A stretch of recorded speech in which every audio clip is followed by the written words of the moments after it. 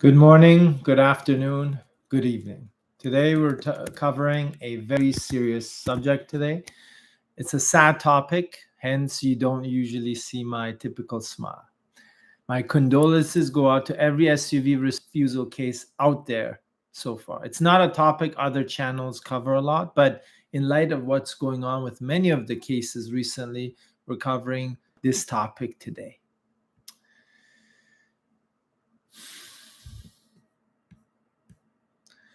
What are your options now that you have received your IRCC PR SUV refusal?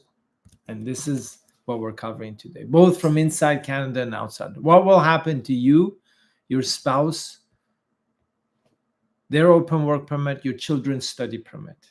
And can you reapply for the same or another PR program for Canada if your SUV PR case was refused? Is there a solution? Light at the end of the tunnel, as they say? Well, we'll cover this today in our unedited, uncensored, no special effects live stream. So you worked with a fancy corporate lawyer whose office cost probably $25,000, $30,000 a month in rent, and you were bedazzled. Or maybe you worked with an agency overseas who offered you the lowest price for the startup visa program, and you shopped around. Or perhaps you trusted your designated organization in Canada to guide you through the process because supposedly they're the subject matter experts, right? Or maybe you trusted the initial founder of the startup who was supposed to guide you through the whole process and run a successful SUV project when you joined as a co-founder and investor in their startup. Now you see the IRCC PR refusal letter in front of you and you are in shock, and so is your family. What now? Nobody's giving you any proper answers. That's why you clicked on this video, right? Or maybe you haven't been refused yet and you're just worried. No matter what the reason is, we have to cover this topic. It's a must. A lot of startup visa agencies and brokers have sent us negative messages online and offline saying, why are you scaring applicants or posting such information? And we're making things sound so dramatic and worse than they are. That's fine. We'll take the heat, but it is our obligation to report and our core values to be 100% transparent. Can you say the same about your legal representative or agency who helped you or is helping you through the startup visa program? Quick introduction. My name is Reza, founder of Ingwe, your gateway to international, secure, and low-risk investments, alternative residencies, and citizenships beyond. We have an active portfolio of more than 20 countries and programs and services around the world to open a world of possibilities for investors, serious professionals, and seeking returns on their investments and alternative residencies and passport programs. Our team is licensed both in immigration, residency, citizenship, and real estate, international real estate. We work both with B2B channels and B2C channels, meaning we cooperate with financial and investment advisors, real estate brokerages, and directly as well with individual investors and families like yourselves, and multifamily offices and other types of corporate and advisory firms. At Ingwe, we have successfully helped thousands of families since 2018 with overseas investment programs. Our existing portfolio includes Europe, Dubai, Central America, North America, the Caribbean islands, New Zealand, and Micronesia as well. Whether you're seeking to invest in real estate abroad, aiming to retire comfortably and enhance your quality of life with positive cash flow, maybe find crypto-friendly tax countries, or perhaps even acquire direct citizenship without moving, or fast-track residencies, whether it's for yourself, your clients, or for your future generation. We do offer a diverse range of options. We're not a typical sales company, no. We educate you, provide you the resources, the facts, guide you, and help you weigh all your options based on risk, return, and matching your short, medium, and long-term goals. You can consider us as a custom solution provider. Our goal is to become your global partner and providing you with our multilingual team. And no matter where you're coming from and where you're planning to go, we give you that support all the way and our expertise. If you want to engage with our office, make sure you click on one of the links below this video or fill out our 60-second intake form on our website. Let's cover all these scenarios: refusals inside Canada for SUV, outside Canada for SUV PRs. What can you do? What are your options? What are the facts and what are the regulations? That's the topic today. It's a sad topic, but somebody's got to cover it. And it seems like we're the only ones that will give you the scenario. Scenario 1, your SUV PR refused while you're inside Canada with an SUV work permit with your family. What are your options and what should you not do? Well, you and your family can stay inside Canada until the expiry of your SUV work permit. You cannot work but can stay inside without the need to convert to visitor record, unless there's a removal order issued for you, which is unlikely when you first get a refusal. You can stay inside the country only if you have a valid work permit, not if you were under process for renewal, okay? Because you won't have that option. Your minor children can complete their education year, no matter if their study permit is valid, expired, or canceled. Minor children always have the right to finish their school year, no matter what. Not post-secondary, but minor children in elementary and high school. Your spouse can continue to work until your valid work permit expires, which is the same date or similar date as her valid work permit. You as the main applicant cannot if you're on a closed work permit. If you're an open work permit, potentially you could continue, but we're verifying that because there hasn't been a lot of cases like this so far, because open work permits under SUV are very new and people have been receiving it only this year. So having a refusal case for PR and an open work permit combined is a rare case, and we're verifying that. According to the IRCC regulations, if you have a bridging open work permit under a PR application, which is refused for the PR, you can still continue to work. So we can also assume that there is a possibility that you could continue to work under the SUV open work permit, even if the PR is refused, if you're the main applicant. Spouse, yes. Children continue until the validity. However, we're verifying this with IRCC. And if you have questions on that, send me a message, because over the next 60 days, IRCC will directly respond to our query regarding this. Can you, your spouse, or children leave Canada and re-enter with the same valid work permits or study permits after your PR is refused for SUV? No. As long as you stay inside Canada, you can remain until the expiry of the permits that are valid at the time the SUV was refused. Of course, if you have a valid visitor visa, you can go and return, but as tourists, temporary visitors. If the CBSA officers at the border even let you in, knowing that you were refused for a PR in the first place, and they're asking, well, why are you here? What's your goal? Where's your return ticket? Keep that in mind, right? Can you reapply for another PR program in Canada after your SUV PR is refused while you're here? In theory, you could, or you or your spouse could if you qualified. Yes, theoretically. Can you reapply with another SUV group for your PR? Let's say you received the SUV PR refusal. In theory, yes. Practically, you'd be refused with 99% likelihood, because it will be clear to the IRCC that your true intention is just to get PR, because you're jumping from one startup to another. It would be super easy for the IRCC officer to refuse you again, and most potentially refuse your SUV work permit as well, if that was your plan. We do not recommend reapplying under the SUV PR program if your original SUV PR program was refused, whether you're inside or outside Canada. Reconsideration is possible for your PR refusal, but useless, and don't waste your time. Very, very rare. You have a better chance of winning the lottery. So if you win $25 million in the lottery, why the hell would you stay here? Sorry. Okay. Judicial review from inside Canada. An appeal, right? That's what people call it.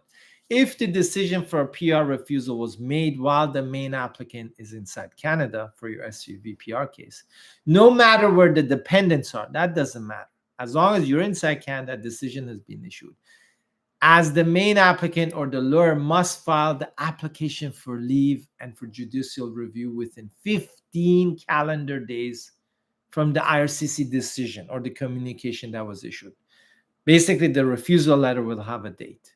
Remember, not every case merits a judicial review. So you only have 15 days. And there has to be a blatant error in law made by the officer who decided on your case, your PR case.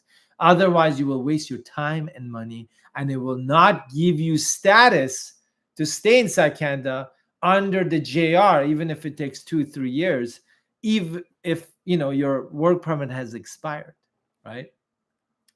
Remember that judicial reviews are not outright appeals, and the IRCC decision cannot be overturned. This is not like Law and Order show or some court case Hollywood movie where the courts make a decision and it's overturns the immigration department, whatever government department there are. This is reality. There are 3 stages in a judicial review. A leave judge has to accept your judicial leave request to be heard in front of a federal court judge. Then, if the case passes to a federal court judge, good luck with that, the judge needs to hear the case from IRCC and your sides and needs to decide in favor of your case. Then, 3rd stage, if you're lucky enough to get past that stage, then it goes back to the IRCC for a senior officer to review your case again and make a new decision with the framework of the law and correct interpretation and guidelines issued and instructions by the federal court judge.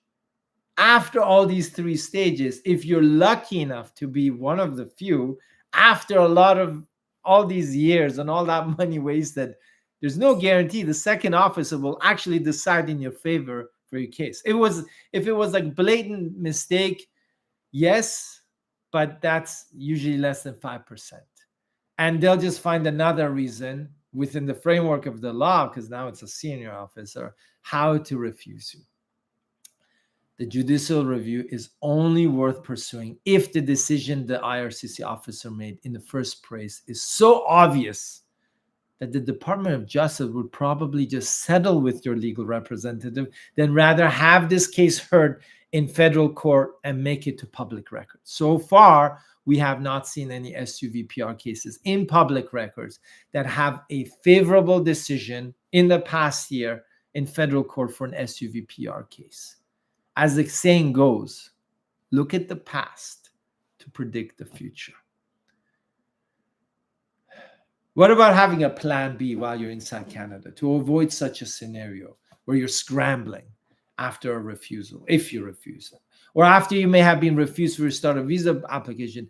A few ways to mitigate and have a plan B could be the following scenarios. And these are just some ideas.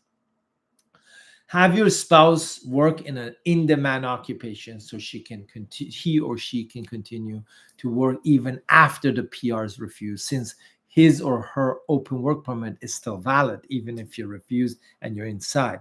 And then try to piggyback off a federal or provincial or regional skilled worker program.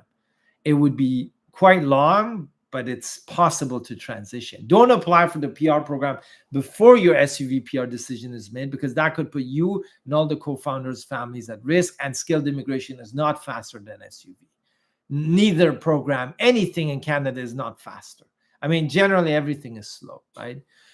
Here's another scenario. You can apply for other country residences without affecting your Canadian PR application under process.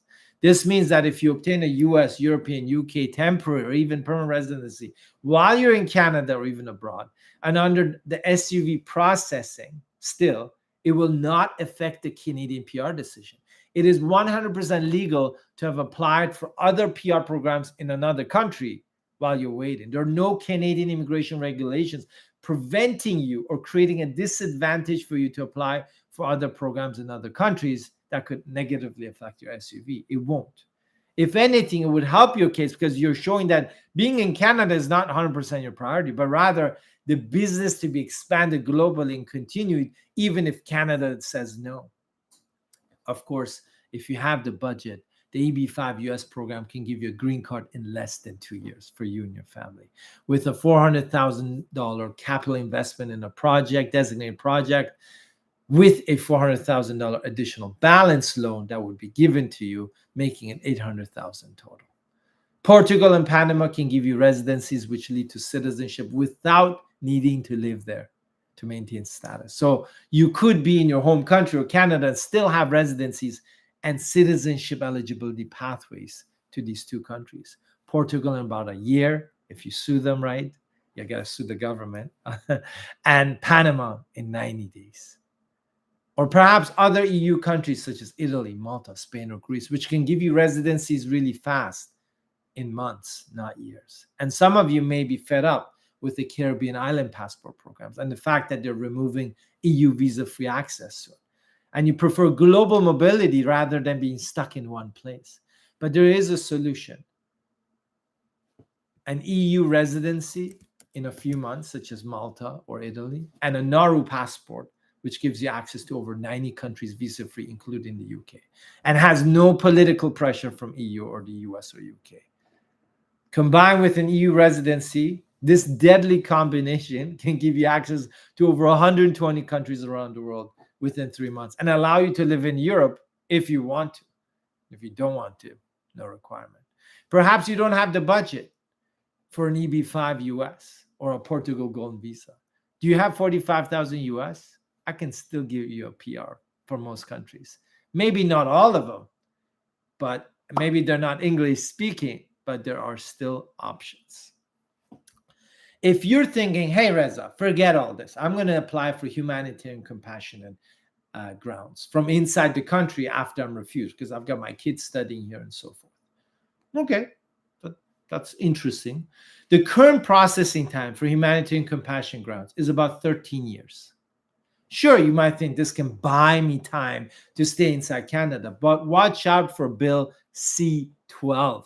Yeah, you heard right, C-12, the former C-2. It transforms. It's like a virus. I always tell this. Watch my YouTube videos from the last 5 years. I always called the immigration and the government like a virus. They transform. It's like the flu. The same medication won't work, right? Because it's transforming. It's the same antibiotics won't work. And now it's called C-12, and they're trying to pass that. All the government needs to do is press Control, Alt, Delete if they wanted to wipe the entire backlog of HR applications, H&C applications, or other categories of immigration due to public interest. Basically, this means that it's in the public's interest not to waste all the applicants' time inside the country waiting for a decision and let them know up front, hey, you're not going to be processed. So you might as well get along with your life. So H&C applications are risky. They'll buy you time, but until Bill C-12 comes in. Let's look at scenario 2. Your SUV PR is refused while you're outside Canada and you never applied for an SUV work permit, or perhaps you were refused and never entered Canada for your work permit. But you do have a PR application on process and it's refused, but you're overseas. What are your options? Of course, judicial review could be an option if there's a clear documented indication that the IRCC officer's interpretation of the Immigration Refugee Protection Regulations were incorrect or not logical in their decision-making outside of the framework of the law. We've covered this already, but if you're outside Canada, you must file the application for leave and for judicial review within 60 calendar days of the day the IRCC decision, the letter refusing you, was served. Okay, so not the day you received it, because maybe your legal rep sent it to you a week later, a month later. It's the day the government issued it. Remember, typically it's in 30 days, but because of the Special Immigration Refugee Protection Act, subsection 72, subsection 2 deadlines, they override the federal court's 30-day default for immigration matters. This timeline, again, starts from the IRCC letter, not the day your legal rep or you find it online. No. The same rules apply in terms of the three-stage process for judicial review, which I explained to you earlier, in terms of the leave application, then the federal court judge decision, and then if all successful, another IRCC officer is going to look at it and decide within the framework and the instructions given by the courts on how to make that decision. So it's not an outright appeal. after many years and a lot of money wasted, you might end up where you started, but even more frustrated because you're just adding fuel to the fire. Can you reapply under the new Canadian PR program if you're outside of Canada after your SUV PR refusal? In theory, the answer is yes. However, you need to make sure whatever program you apply under your professional work experience matches exactly what you stated in the start of visa application for PR and work permit. If you're doing a skilled worker stream, you're probably stuck for many years, and it's not really recommended unless you're in rural or you're a French speaker.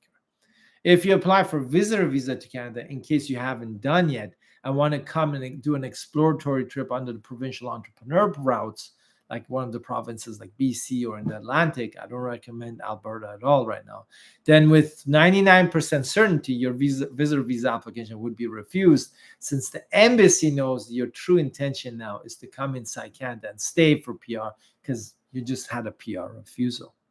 It's obvious. You should not reapply under a new SUV group, as this will lead to another refusal, as I explained earlier. So whether you're inside or outside of Canada and your SUV PR was refused, and you think, hey, I should go as another co-founder in another group, don't do that. And if you're thinking, hey, I'm smart, I'm going to get my spouse to be the main applicant this time in another SUV group, don't. Okay? Make sure you save this clip. Please don't. Plan B. Do you have a plan B? Now that you're outside of Canada anyways, you can either stay in your home country or apply for any other country's permanent residency stream. The Canadian PR refusal will not disqualify or prevent you from applying for the US Green Card program, which can be processed in about 2 years, or EU residency programs such as Portugal, Spain, Malta being the only bilingual English-speaking country in Europe, Italy, or any other country such as New Zealand, some of which take months to process, not years. Basically, you're safe in your country that you're residing in now, let's say, because you're outside Canada, and it won't affect your current status abroad by being refused for Canadian PR. You just need to make sure you declared when you apply for any application to US, UK, New Zealand, Australia, whether it's a permanent immigration or even a tourist visa or temporary residency, as these countries will be able to see your Canadian PR refusal 100%. It can affect your visitor or temporary status applications to any of these countries, but it will not affect your chances of being approved for a residency program, a permanent immigration program to any of these countries or other countries. Remember, folks, we're always posting about these key details for investors and entrepreneurs, for new programs, policy changes, seeking positive ROI for their investments, residencies, passports, tax residencies, crypto-friendly countries. And if that's what you're interested in, you can always subscribe to our YouTube channel. And if you're wondering why, well, it's free. And you can unsubscribe very easily without calling a 1-800 number and begging to be unsubscribed. It's a click away. What's the truth about the visa refusal reasons and the letter you received from the IRCC? We've already posted several articles and videos on our website, on our page, social media pages, regarding the most recent and common startup visa PR refusal reasons by the IRCC. It's either one of your essential members was refused and the whole group was refused by default, or it's due to artificial transactions, meaning you don't have enough traction or efforts in your startup business in Canada. It doesn't mean you need to be profitable or successful, just efforts. Remember though, the SUV PR decision is a long process. Whatever you get out of this video, remember this. This is not a 100-meter sprint. It's a marathon, in case you don't have a decision yet. Pace yourself. Don't rush. You don't want to be exhausted. Just have a clear roadmap. Your lawyer, if you pursue judicial review, will request the officer notes for the refusal and their logic as soon as you file a leave application for JL. You can see the exact reasoning of the refusal logic by the officer in case your case merits a federal court judge to look at it, making a judicial leave application.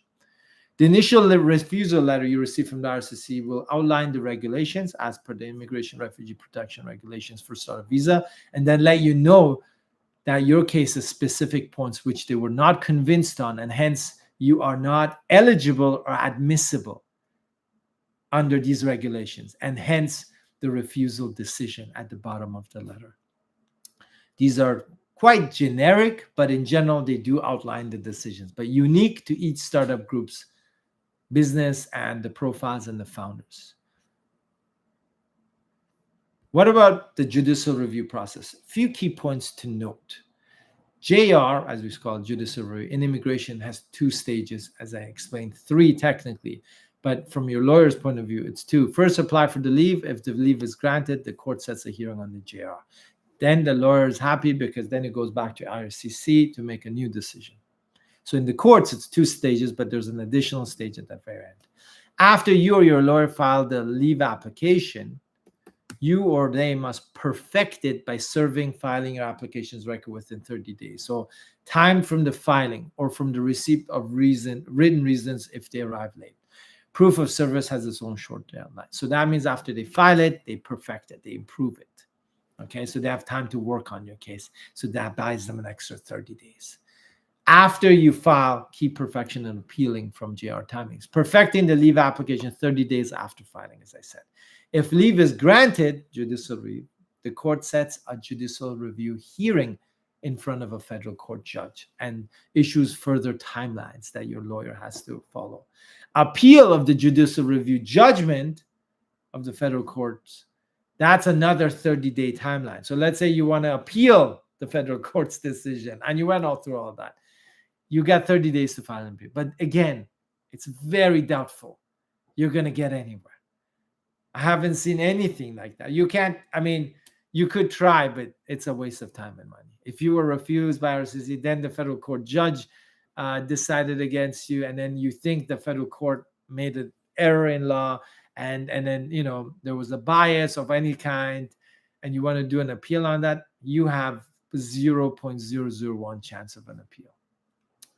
Folks, we're going to get to your questions and comments. So you probably watched this video because you're either worried about your SUV or were just refused for your Canadian PR application. Did your co-founders give up on your startup or not communicate with you anymore and you guys are stuck? And this is what ends up happening, maybe a refusal. Did your agency or legal representative stop answering you? Is your designated organization giving you generic responses on your SUV case?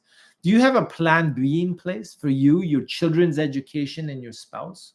Or are you going to go back to your home country and let your kids go through the same challenge in 10 to 20 years? Or perhaps you never moved to Canada and now you've got to consider, what will you do now? All you need to know is this. We can get you into US with a green card in 2 years with a 50% loan on an EB-5. It's fast. Capital investment can be returned by the project. Doesn't need to be all wasted. We can get you a residency in most EU countries or Panama within months, not years. Unlike many Canadian firms, we offer global mobility with 20 countries and programs around the world.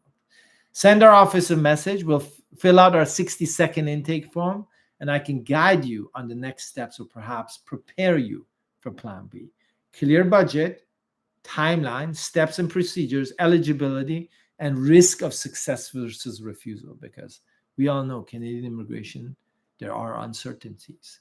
I may not be able to save you from your SUV application refusal since I'm not your legal representative from the beginning, but I can design and create a future you can be assured of. Folks, if you like immigration, international investment hacks, creative residency citizenship solutions, or key analysis and exposed truth about programs and policies around the world, then you can click the subscribe button or press like on our video. At Ingway, we're dedicated to crafting customized solutions that meet your immigration needs with clear upfront processes and payment milestones. We offer a variety of programs to match your goals, backed by our expertise, transparency, choice, security. That's our commitment. With comprehensive insurance and client trust accounts in our North American banking institutions, we protect your interests, plus a multilingual team that's helped clients from 55 different countries. Ready to take the next step? Click the link below this video, contact us, or book a one-on-one consultation with me and my licensed immigration team members. Folks, we're going now into the questions and comments in our YouTube live. It's live, as we said. Frail, let's start from the top. Frail says, hi, sir. Do you think the numbers for SUV will increase for the 1,000 previously announced? Right now, no immigration program in the country for Canada will have its targets increased, at least not for the next 1 or 2 years. Frail says they have to do something in the program. 40 years processing is BS. Most programs are like that in Canada, Frail. It's not just SUV, right? Unless you speak French or you're working in some little village up north and freezing your butt off, everything is stuck. Like, I mean, with SUV, you get a file number, you have a PR. A lot of people are just stuck, not even getting invited to apply to programs under skilled immigration or other programs. Samvir Kumar. Yeah, it is kind of BS. I agree with you. Samvir Kumar. Hello, Reza. Hello back, Samvir. Waiting time is 10 years or more. Yes, Samvir. Right now with Star Visa, anyone who checks online says 10 years. It's funny.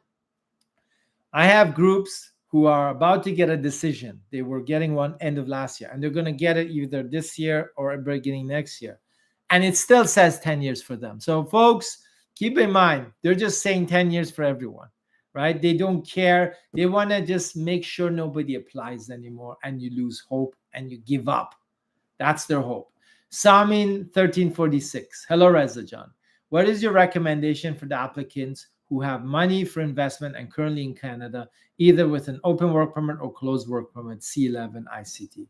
So, I mean, of course, you can jump over to one of these entrepreneur self-employed work permits, but they won't lead to PR. So all it does is just let you stay inside Canada if you're running and operating a business with economic benefit for Canada, social, cultural, or economic, meaning you've got to spend money to stay in and there's no PR, right? So it means that, okay, SUV is a problem or whatever happens, you're on a C1011 entrepreneur self-employed work permit, which is federal, but there's no path to PR or under an intercompany transfer if you're eligible because the regulations are strict. But what's the end game, right? It's like going into a theater, movie theater, and the movie never stops. And every 2 hours, the ticket agent comes in and charges you again to watch another movie, the same movie over. When can you leave? When will you finish and leave and have your PR in hand? That's the key question. Samin has another question. How about startup for a real business which is in the process of having turnover and have all the requirements? Is there any possibility that processing time be shorter if you apply now? Samin, it's only priority designated organizations versus non-priority. By the way, folks, I only see one like of this video. I know it's a sad topic. It's a bad topic. Nobody likes to hear this. But hey, would you prefer that I don't talk about these scenarios? Right? That's the thing. If you say, no, Reza, just sugarcoat everything to us. Yeah, everything is great. Politics, the economy in the world, everything is so perfect, right? So please press a like if you like the truth. If you don't like the truth, don't press the like button on this video. Anyways, back to Samin's. Thank you. Back to Samin's questions. You need to do a priority designated organization, and we don't know how long that would take. It may not take 10 years, but obviously you'd be prioritized. But how long? Nobody knows. Thanks, everyone, for the likes. Thank you. So I understand that people do like the truth. I appreciate it. Samin has another question. For investors outside Canada, how much they have to spend to get residency in countries like Italy, Greece, and Spain? Well, Italy, we can probably get you in without an investment, but the investment thresholds are there. Greece is 250,000 minimum, but usually the micro apartments that are available are around 280 to 290,000 euros. Spain doesn't have a golden visa, but what we can get you in under passive income, perhaps, or other programs like that. So not all of them require investment, and they're usually within months you get a residency, not years, not 10 years. SAM says, salam everyone, salam back. Soft testing says, hello, this year 2,000 applications were supposed to be processed. Isn't there going to be any announcement from IRCC about the Canadian Startup Visa program this year? We don't know if there's going to be announcements. There's rumors, but they may not announce anything. I just process 772 cases according to the minister's report. However, the stats, what the government says, is always incorrect. Is always something, either they change it 6 months later or it's just discrepant, right? Like as you said, there's 2,000 applications. It's shared with self-employed. So they decided they're going to process 772. So does that mean they process about 1,290 whatever self-employed PRs? Nobody knows. Again, IRCC is like a black box. It's like the CIA. You have the same chance of actually going and getting transparency from the CIA that you have with the IRCC. I'm sorry to make this comparison, but that's what it is. Sahel Malik, hello. Foizal Vahid says, we got our case number last year, February. How long may it take to get the decision? It's difficult to say. If you're in a non-priority, it's going to take a very long time. You can check online. If you're priority, then it's faster, but how fast? We don't know. Nobody knows. Prime Minister doesn't know. Minister of Immigration doesn't know. The designated organization doesn't know, right? I mean, this is the truth, folks. This is the truth. We got biometric medical acknowledgement receipt all done. Yeah, that's good. At least you're there. So I would say if you're priority, you're a few years away. If you're priority and you already have acknowledgement of receipt, so it's good. It's a good sign, but you got to be patient. Again, folks, this is what I tell everyone. It's a marathon. You're doing a 50-kilometer run. It's not a 100-meter, 200-meter sprint. Pace yourself. Have patience. Heat Singh says, what is your stance on mandamus? Waste of time, waste of money. Okay? Search it online. Look at social media. If anyone says mandamus is good, there's over 10,000 mandamus cases pending in the courts, and they're not being negotiated by IRCC. This is a stance of the IRCC that is not being publicized, but it has been implemented by the Department of Justice. A mandamus, by everyone, writ of mandamus is when you file an application to federal courts, basically demanding a decision to be made on your case because it's past the standard processing times. But folks, have you passed 10 years? Can you do a mandamus? That's another technicality. And I think that could be an interesting reason. I like that. The IRCC put that there so nobody can do a mandamus. Light bulb. Interesting, right? Because if you previously it was 53 months and people were going past 53 months, 50 months, 49 months, and they were doing mandamus. So we got 10,000 applications or more in the federal court docket waiting for mandamus that are just being wiped out. They're just being refused, like go away. But now with this 10-year thing, they're smart. They're like, okay, let's ease up on the federal courts. Nobody can do a mandamus. By the time you're eligible for a mandamus, you'll probably be 80 years old. I'm just joking. But you understand. This is an interesting point Heat Singh said. And I like this conclusion. And you guys may think I'm crazy. But is the IRCC crazy? Crazier? You got to be crazy to understand the crazy folks. The crazy folks are in the IRCC or in the governments, right? Who knows? By the way, I have no political alignment. So, Kyla Esso. Hi, Reza. Hey, Kyla. How are you? You said the applications will be rejected if the IRCC knows you want to stay for PR. I'm just wondering what's wrong about that. People invest in a country they want to settle in. Okay. Great question, Kyla. And thanks for tuning in today. So it means that if you don't already have a visitor visa and you were refused for a PR application and you're applying for a tourist visitor visa basis is temporary. It's a temporary visa, meaning you go and come back. If you had a PR application refused, it means that you were, that's not your intention. You were actually planning to stay. So if you don't have a valid visitor visa, it's doubtful you would get one from the embassy overseas if you had a previous PR application refused that they have on record, okay? Because they see your track record, right? It's like, I don't know what analogy I can say, but it's kind of like, it's a tough one. Like you hire somebody to work and then they quit after a week and then they come back after a year and then they say, okay, I want to work again and I'm not going to quit. And you don't believe them, right? Same analogy. But if you do have a visitor visa, which I feel like you do, of course I know, then you can go there, do your exploratory trip and do the provincial entrepreneur program if that's what you choose to.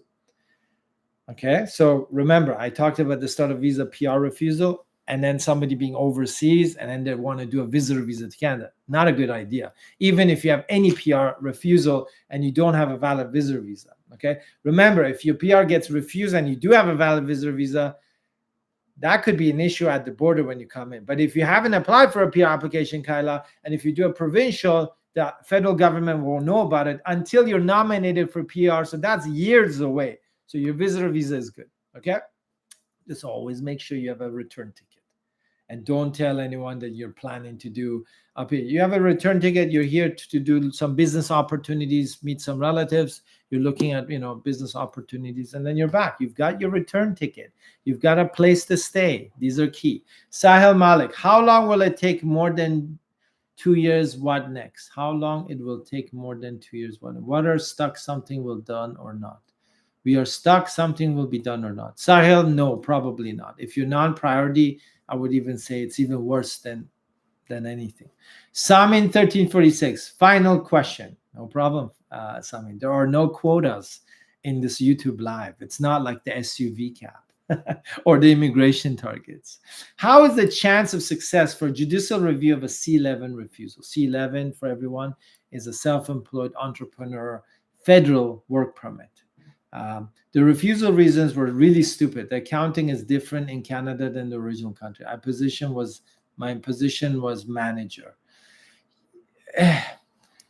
I don't know the exact case. So, I mean, maybe you have a chance. All the lawyers will tell you have a chance because they want to get paid. That's how lawyers work. No offense to lawyers. I have a lot of lawyer friends.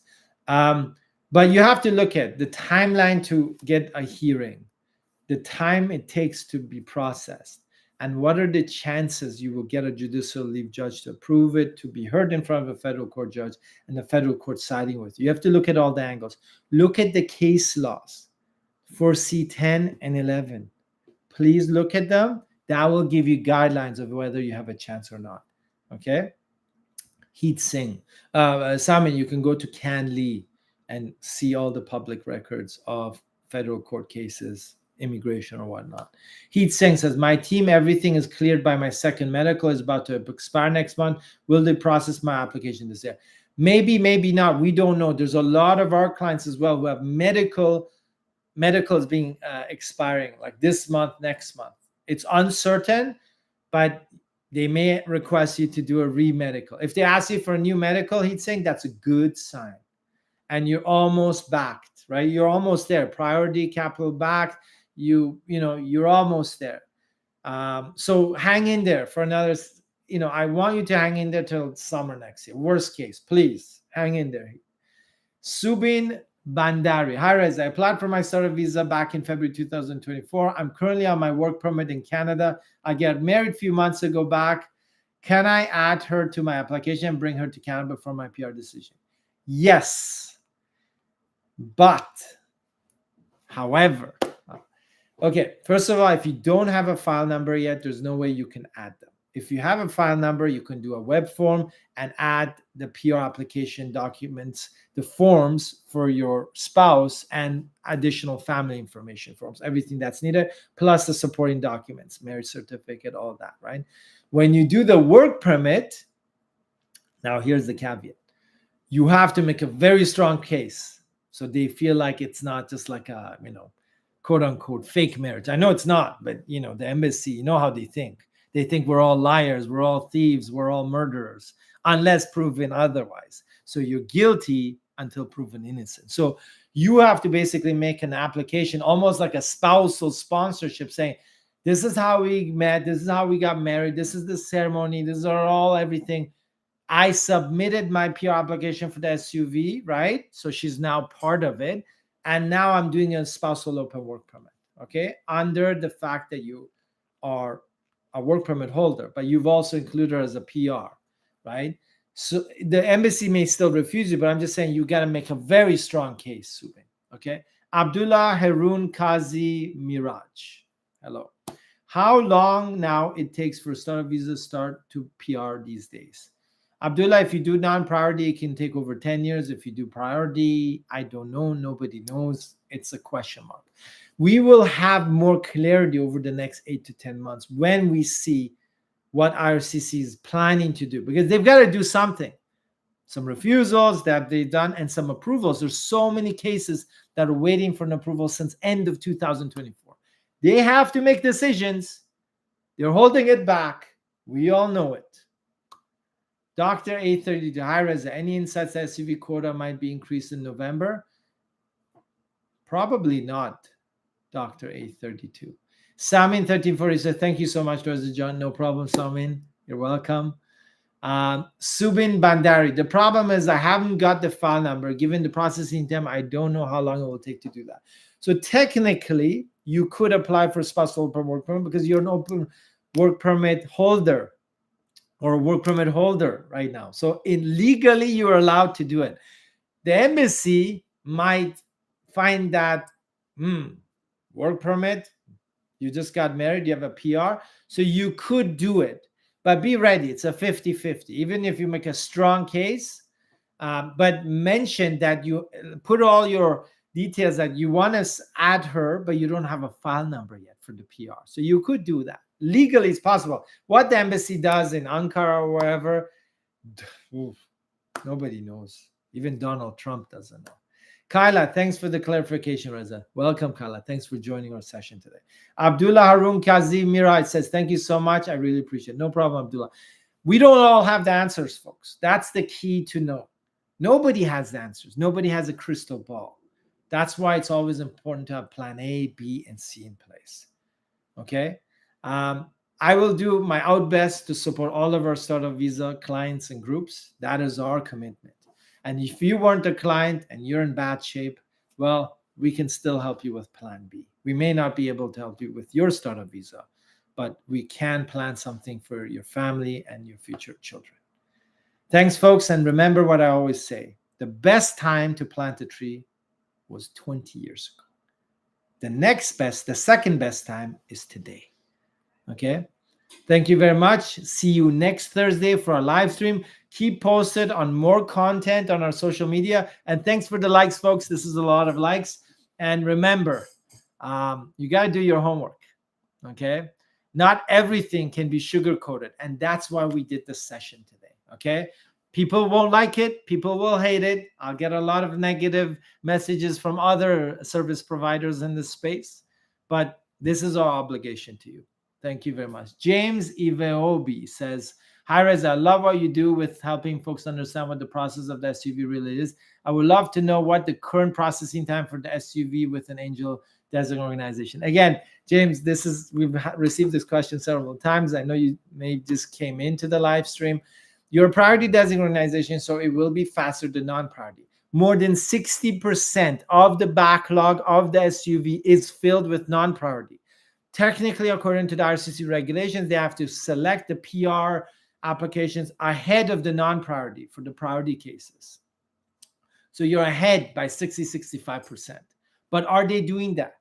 And second, there's no processing timeline for PR cases. So I cannot tell you. All I can say to all clients is be ready for a long haul. It's a marathon. Be patient. This is not fast. And that's why I explained about plan B, other countries giving you residencies in months or a year or two max if somebody, is not 100% committed to the Canadian way. But James Iveobi, thank you for the question. See you folks next Thursday, 11:30 a.m. Eastern Standard Time. We'll be back online. We'll talk about green cards. We'll talk about Portugal. We'll talk about all kinds of cool programs out there. And of course, you can ask your questions about any program on our live stream. Thank you, folks. See you later. Thanks, everyone. Take care. Bye-bye now.